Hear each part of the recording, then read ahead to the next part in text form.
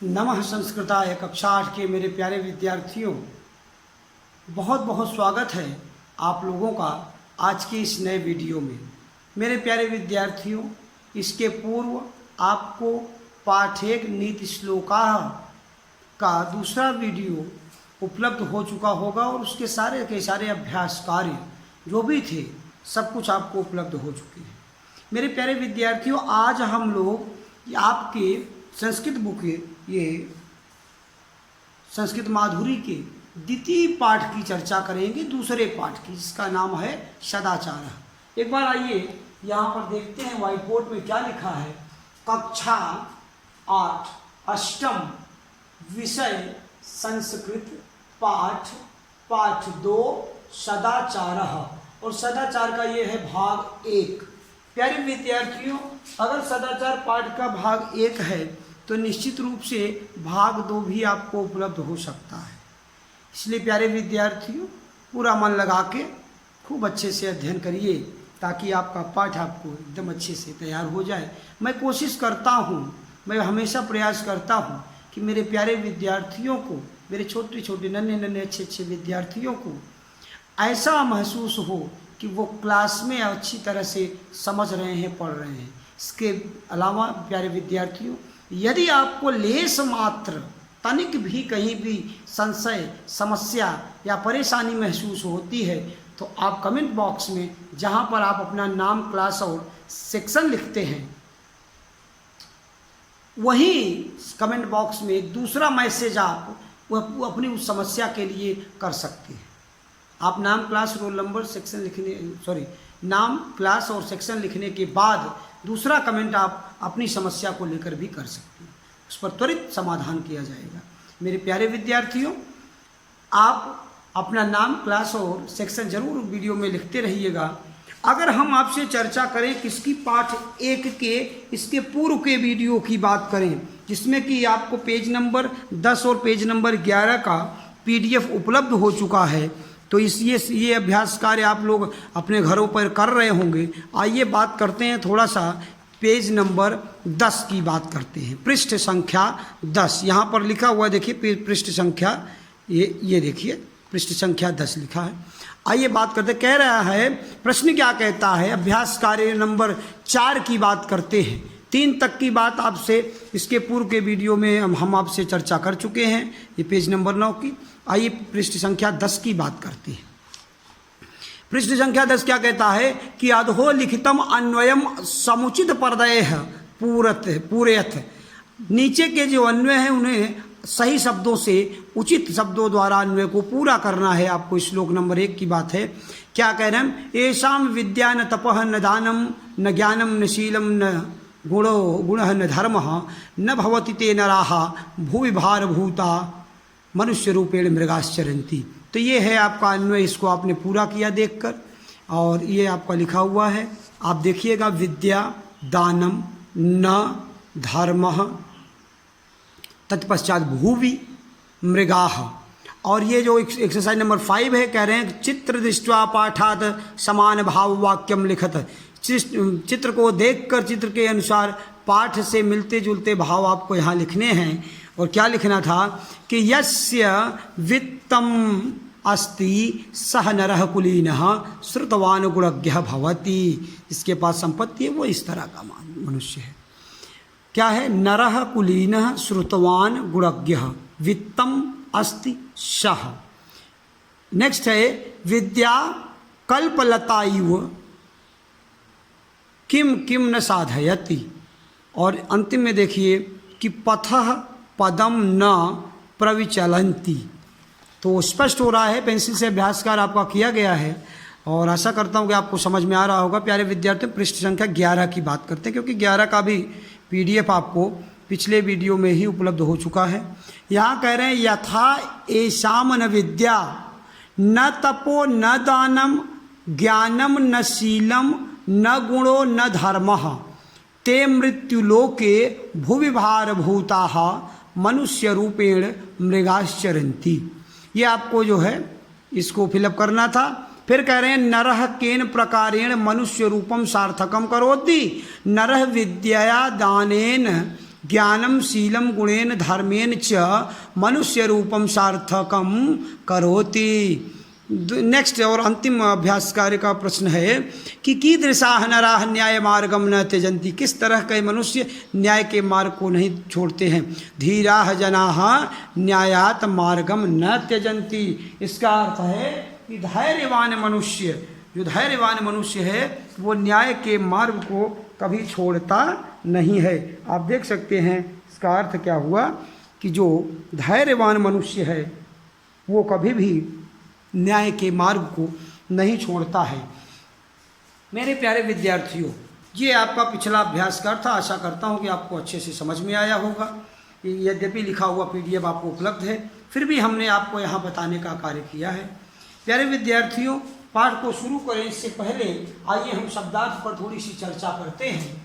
आप शब्दार्थों को सुनिए, 2 बार इसको मैं पढ़ूंगा, आप ध्यान से सुनिएगा ताकि आपका प्रोनाउंसिएशन जो उच्चारण है वो स्पष्ट हो सके, आप भी शब्दों को सरलता और सहजता पूर्वक उच्चारण कर सकें। देखिए क्या लिखा हुआ, सदाचारः, शब्द क्या है, सदाचारः अर्थात अच्छा आचरण। स्मरामि, स्मरामि याद करती या करता हूँ। आचरेत, आचरेत अर्थात शुद्ध आचरण करें। पालयन्तु, पालयन्तु माने पालन करें।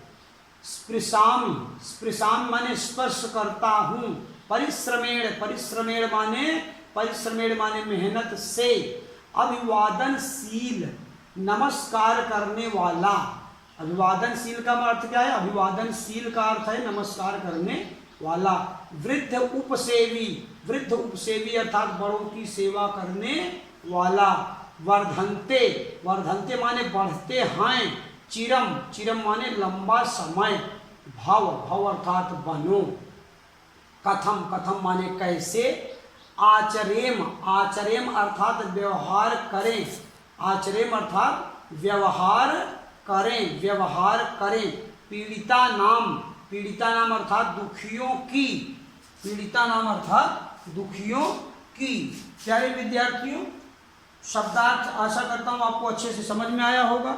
इन शब्दार्थों को प्यारे विद्यार्थियों आपको लिखना भी है और लिखकर इन्हें याद भी करना है।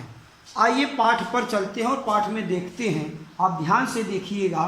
कुछ बच्चे देखिए यहाँ पर समूह बना के अध्ययन कर रहे हैं, कुछ यहाँ एक साथ समूह बना के, ये क्या लग रहा है आपको, विद्यालय में प्रार्थना कर रहे हैं। और कुछ बच्चे यहाँ पर अपनी अध्यापिका के साथ, संस्कृत विषय की अध्यापिका के साथ अपने क्लास में ही अध्ययन कर रहे हैं। तो निश्चित रूप से आप इस इन्वायरमेंट को समझ रहे होंगे, इस वातावरण को समझ रहे होंगे कि कैसा वातावरण है। निश्चित रूप से ये कक्षा का वातावरण है प्यारे विद्यार्थियों, जहाँ अध्यापिका और बच्चे एक साथ अध्ययन कर रहे हैं। बच्चे प्रार्थना भी कर रहे हैं, बच्चे आपस में बैठकर समूह बना के अध्ययन भी कर रहे हैं। तो आइए देखते हैं। कह रहे हैं कि आचारो परम, आचारः परमो धर्मः, आचारः परमं तपः, आचारः परमं ज्ञानम्, आचारात् किं न सिद्धयति। बोले आचारो परमः धर्मः। आचारो माने आचरण ही, आचरण माने व्यवहार ही। प्यारे विद्यार्थियों ध्यान से समझने की कोशिश करिएगा। यहाँ पर आप देखेंगे पाठ के अंत में अगर, तो अन्वय भी दिया हुआ है कि आचारः परमः धर्मः अस्ति, आचारः परमं तपः अस्ति, परमं ज्ञानम अस्ति। यहाँ पर देखिए आचारः परमं ज्ञानम अस्ति, आचारात किम न सिद्ध्यति, अर्थात आचरण से क्या नहीं प्राप्त हो सकता। आचरण ही परम धर्म है। आपका सर्वश्रेष्ठ जो धर्म है वो आपका क्या है, व्यवहार है। आचार क्या है, व्यवहार ही आपका परम धर्म है। सबसे बड़ा धर्म आपका क्या है, आपका आचरण है। आप किसके साथ क्या व्यवहार करते हैं, ये आपका सबसे बड़ा धर्म है। बोले अष्टादश, विद्वानों ने क्या बोला है, बोले अष्टादश पुराणेषु व्यासस्य वचनम द्वय। अगर आपने 18 पुराणों का अध्ययन नहीं किया तो व्यास जी के, महर्षि वेदव्यास, वेदव्यास के बारे में, आप महाभारत की रचना वेदव्यास के बारे में करें तो क्या कहते हैं व्यास जी? व्यास जी कहते हैं कि अष्टादश पुराणेषु व्यासस्य वचनम द्वय। अगर आपने 18 पुराणों का अध्ययन नहीं किया तो 18 पुराणों का जो निष्कर्ष निकलता है, व्यासस्य वचनम द्वय, व्यास के 2 वचन ही काफ़ी हैं उसके लिए। क्या है? परोपकाराय पुण्याय पापाय परपीडनम। परोपकाराय पुण्याय, परोपकार करना ही, दूसरे का उपकार करना ही पुण्य है। और पापाय परपीडनाम, पाप क्या है? दूसरे को दुख देना, परपीडनाम दूसरे को तकलीफ देना, यही पाप है। तो पाप और पुण्य की परिभाषा इतनी ही है कि अगर आप किसी का सहयोग कर रहे हैं, किसी की मदद कर रहे हैं, तो आप पुण्य का कार्य कर रहे हैं। किसी को परेशान कर रहे हैं, पीड़ित कर रहे हैं, आपके कारण कोई दुखी हो रहा है, तो आप पाप कर रहे हैं। प्यारे विद्यार्थियों, आइए देखते हैं क्या कहता है पाठ आपका, इस बात को समझने की कोशिश करते हैं। पाठ कहता है कि आचारः परमो धर्मः, आचरण ही, मनुष्य का आचरण, मनुष्य का व्यवहार ही उसका परम धर्म है, सबसे श्रेष्ठ धर्म है, बड़ा धर्म है। आचारः परमम तपः, आप तप माने तपस्या, कर्म, आपको सबसे बड़ा कोई किसी प्रकार के तप करने की आवश्यकता तब नहीं है जब आपका आचरण अच्छा है। तब आप अपने व्यवहार के द्वारा लोगों को प्रसन्न किए रहिए, लोगों की सेवा में लगे रहिए, यही आपका सबसे बड़ी आपकी तपस्या है, यही आपका सबसे बड़ा धर्म है। आचारः परमम ज्ञानम, परम ज्ञान जो है, जो श्रेष्ठ ज्ञान है, जो अगर आप बहुत ज्ञानी हो गए हैं और लोगों की मदद नहीं कर पाते, लोगों का सहयोग नहीं कर पाते, तो वो आपका ज्ञान क्या है? बेकार है। अच्छा ज्ञानी उसी को माना जाएगा, उसी को श्रेष्ठ ज्ञानी माना जाएगा जो क्या करेगा? आचारः परमम ज्ञानम, आपका आचरण ही आपका परम ज्ञान है, आपका आचरण ही आपकी सबसे बड़ी तपस्या है, आपका आचरण ही आपका व्यवहार ही, आचरण अर्थात व्यवहार ही सबसे बड़ा धर्म है। आचारात किम न सिद्धयति, तो अगर इस तरह का आचरण है तो आचरण के द्वारा क्या नहीं सिद्ध हो सकता? व्यवहार के द्वारा क्या नहीं से, अर्थात व्यवहार अगर अच्छा है तो वही आपका धर्म है, व्यवहार ही आपका ज्ञान है, व्यवहार ही आपकी तपस्या है। और आपके द्वारा किया गया व्यवहार अगर अच्छा है तो आपको सहज पूर्वक, सरलता पूर्वक, बड़े ही बिना किसी समस्या के, बड़ी ही सहजता से, सरलता से आपको सब कुछ उपलब्ध हो जाएगा, कुछ भी आपके लिए संभव नहीं रहेगा। ऐसा कौन कहता है? ऐसा सुनीता कह रही है, सुनीता समझा रही है। सुलेखा इसी में है। अब सुनीता ने समझा लिया, सुलेखा क्या कहती? सुलेखा कहती आई सखी, अरे सखी, श्लोकम स्मरस किम, क्या ये श्लोक तुम्हें याद हैं? क्या ये श्लोक तुम्हें याद है? सुनीता फिर से कह रही, जवाब दे रही, आम माने हाँ, आम माने हाँ, कह रहे हाँ। अद्य कक्षायाम श्लोक पाठ अस्ति, अद्य कक्षायाम श्लोक पाठ अस्ति, अद्य माने आज की कक्षा का जो पाठ है वो क्या है? श्लोक है। आज कक्षा में क्या पढ़ाया जाएगा? श्लोक पाठ पढ़ाया जाएगा। सुलेखा कहती है किम, किम माने क्या? किम अस्य श्लोकस्य अर्थम जाना, क्या तुम इस श्लोक का अर्थ भी जानती हो? सुनीता कहती आम माने हाँ। अस्मिन् श्लोके मानवः प्रथमं सदाचारम आचरेत इति वर्णितः, अस्मिन् श्लोके, इस श्लोक में कहा गया है, क्या कहा गया है? मानवः प्रथमं सदाचारम आचरेत इति वर्णितम, मानव का, मनुष्य का प्रथम जो धर्म है वो है सदाचार का पालन करना, अच्छे व्यवहार का पालन करना। इस श्लोक का यही अर्थ है। मैसेज आप पोयम क्या कह रहे हैं? इस श्लोक का जो मैसेज है, जो संदेश है वो क्या है? संदेश यही है कि मनुष्य के द्वारा अच्छे व्यवहार का पालन किया जाना चाहिए। ये है इस श्लोक का मैसेज, संदेश या अर्थ। ऐसा कहती है कौन? सुनीता कह रही है। सुलेखा, आइए देखते सुलेखा क्या कर रही है। सुलेखा, यहाँ पर सुलेखा और सुनीता की वार्तालाप हो रही है, तो सुलेखा और सुनीता के वार्तालाप में फिर से सुलेखा क्या कहती है? शोभनम सदाचार है, अर्थात शुद्धम आचरणम विजय है आगच्छत, विजय आ जाता है। क्या कह रही सुलेखा? कि शोभनम माने बहुत अच्छी बात है, बहुत अच्छा है। सदाचार है, अर्थात सदाचार का अर्थ है शुद्ध आचरण, शुद्ध आचरण अर्थात अच्छा व्यवहार। क्या है? अच्छा व्यवहार। विजय आगच्छति माने विजय आ जाता है। विजय नाम का कोई लड़का आ जाता है तो विजय कह रहा है सत्यम माने सत्य है, अर्थात सुलेखा जो कह रही है वो क्या है? सत्य है। सदाचार का अर्थ है शुद्ध आचरण, अच्छा व्यवहार, ये सदाचार का अर्थ। तो बोले सत्य है, अच्छी सही बात है। सदाचार से जीवने अतीव महत्वम अस्ति, सदाचार का जीवन में बहुत ही महत्व है, अर्थात अच्छे व्यवहार का जीवन में बहुत ही महत्व है। प्यारे विद्यार्थियों, पाठ ये कह रहा है कि जितना अच्छा से अच्छा व्यवहार हो सके उतना अच्छा से अच्छा व्यवहार आपके द्वारा लोगों के साथ किया जाना चाहिए। विजय क्या कह रहा है? विजय कहता है, देखिए यहाँ विजय कह रहा है कि सदाचारस्य जीवने अतीव महत्वमस्ति, सदाचार का जीवन में बहुत ही महत्व है। मम माता कथयत, मेरी माँ कहती है, छात्रा सदाचारस्य नियमान पालयन्तु, छात्रों को सदाचार के नियम का पालन करना चाहिए।